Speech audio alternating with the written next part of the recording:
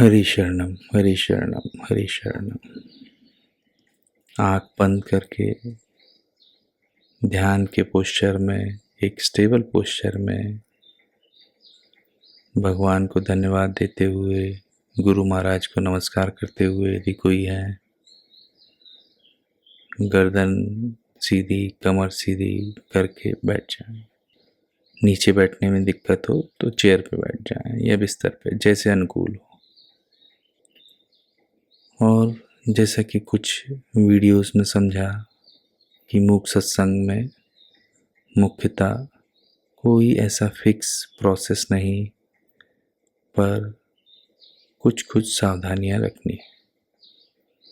उसमें हमने मुख्यतः से इसके एफर्टलेसनेस एस्पेक्ट पर, कि जो जो चिंतन चल रहा है उसमें लग न जाए, अपनी ओर से कुछ नया चिंतन ना करें, अप्रयत्न रहे, रिलैक्स रहे, विश्रामपूर्ण पर सजग।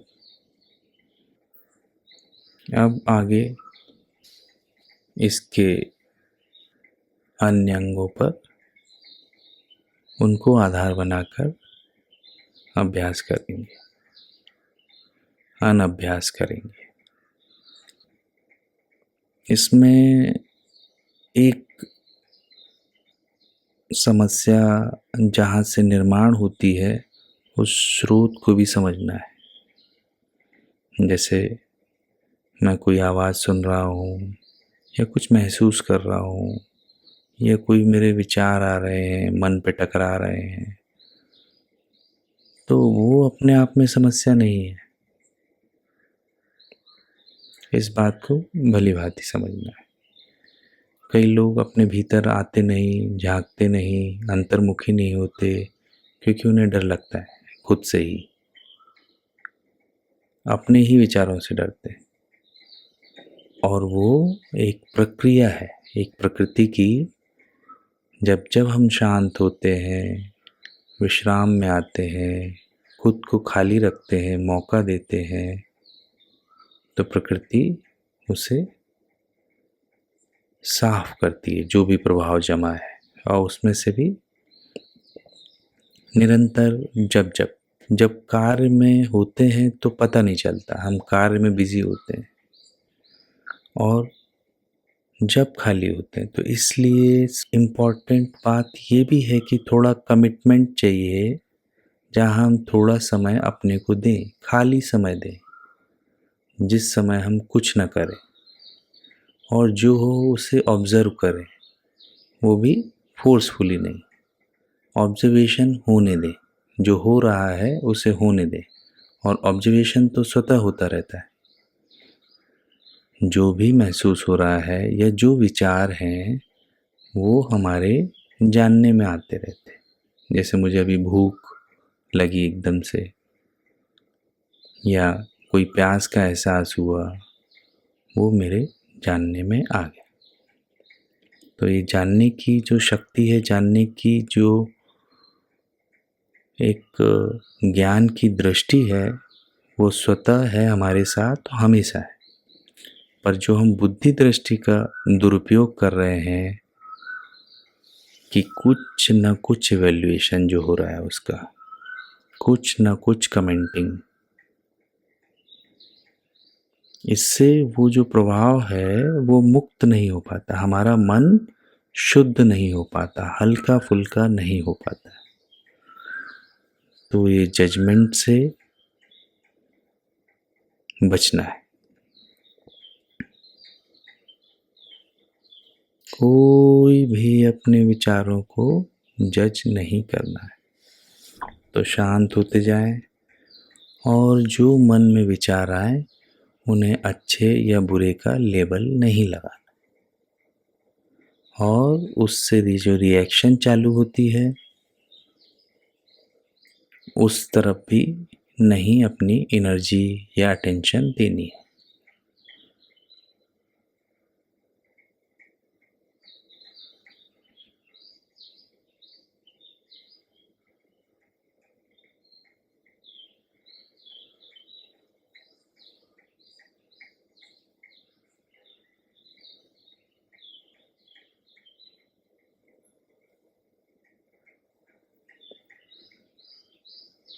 तो जो भी मन में आए या आ रहा है उसके प्रति सजग हैं,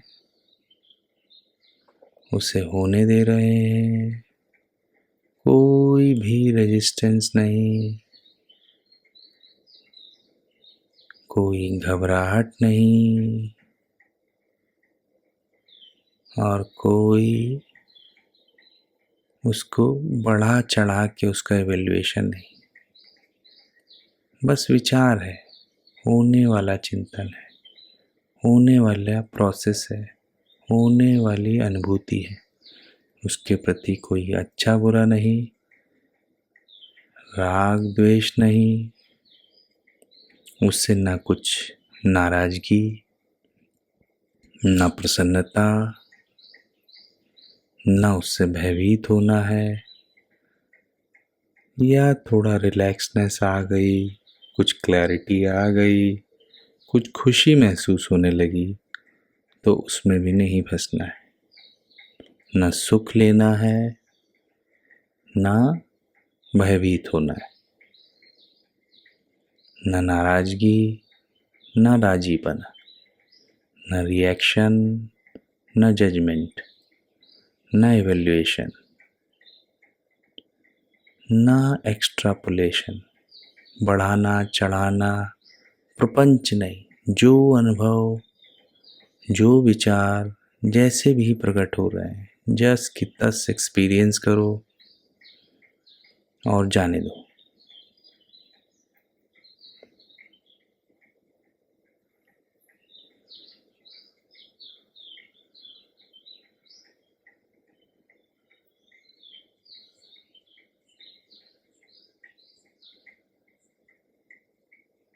जैसे आकाश में कोई पक्षी उड़ रहा है, उड़ते उड़ते एकदम छोड़ देता है अपने आप को, तो ऐसा जो बीच बीच में गैप है, एम्प्टीनेस है, उसमें अपने आप को खुला, शांत, स्टिल छोड़ दें।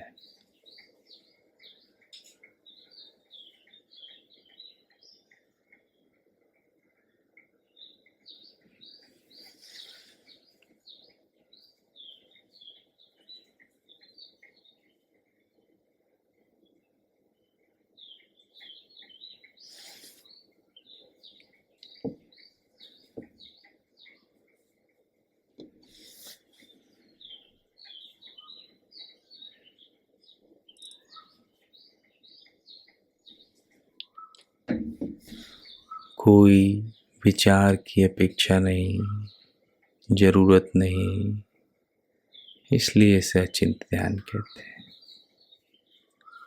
कोई आग्रह भी नहीं कि कुछ नहीं करना है, कुछ सुनाई ना दे मुझे, मेरा मन एकदम शांत हो जाए, ऐसा आग्रह भी नहीं। हो जाए तो हो जाए, ना हो जाए तो ना हो जाए।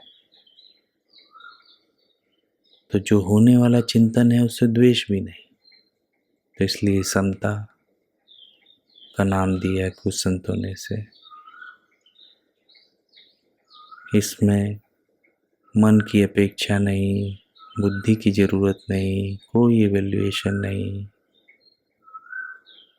तो किसी ने इसे अकिंचन, अकेला होना कहा,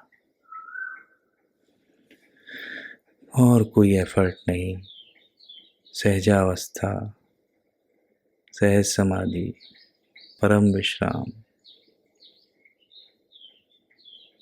अपनी ओर से कोई प्रयत्न नहीं। जो चीज़ जहाँ की है, जिस तत्व से जुड़ी है, उसमें स्वतः शांत हो जाती।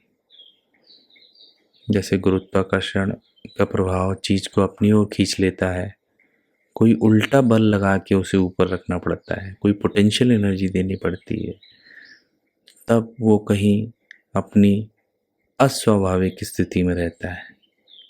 ऐसे ही हमारे मन को पूरा छोड़ दें और उसे उल्टी आदतों में न फंसाएं, या बुद्धि से प्रपंच न चालू करें तो स्वतः शांत है और अमनी भाव को प्राप्त हो जाता है, शांत हो जाता है अपने स्वरूप में,